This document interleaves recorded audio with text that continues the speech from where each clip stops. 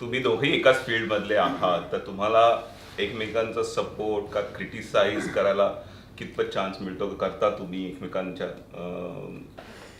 नाही नाही, आम्ही आय थिंक आम्ही सगळे दोघेही एकमेकांचे सगळ्यात जवळचे क्रिटिक आहोत. आणि आम्ही स्वतःचेही मोठे क्रिटिक हा. आणि एकमेकांचेही मोठे आम्हाला critic फार आहोत. रेअरली स्वतः केलेल्या गोष्टी स्वतःबद्दलच्या आधी आवडतात, असं खूप कमी होतं. किंवा असं वाटतं की वाव आपल्याला हे जमलंच, आपण परफेक्ट केलं, असं फार रेअरली वाटतं. आणि एकमेकांबद्दल पण आम्ही तितक्याच तटस्थपणे, अजिबात कुठलाही प्रेमाचा किंवा नात्याचा अँगल न लावता अत्यंत ऑब्जेक्टिव्हली एकमेकांचं काम बघतो आणि तितकंच स्पष्ट परखड मत देतो. आणि वी मेक शुअर की जे आपल्याला वाटतं त्या प्रोजेक्टबद्दल ते तितकंच स्पष्ट आणि खरं बोलावं. रादर खरं सांगू का, आम्ही वाट बघत असतो की जनरल काम केल्यानंतर, जसं म्हणतो आपण स्वतःचेच खूप मोठे क्रिटिक असतो.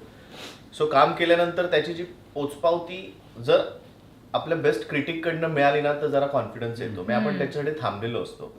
म्हणजे जसं काम करताना पहिली रिॲक्शन दिग्दर्शकाची काय असते, कारण दिग्दर्शक सगळ्या दृष्टीने विचार करत असतो.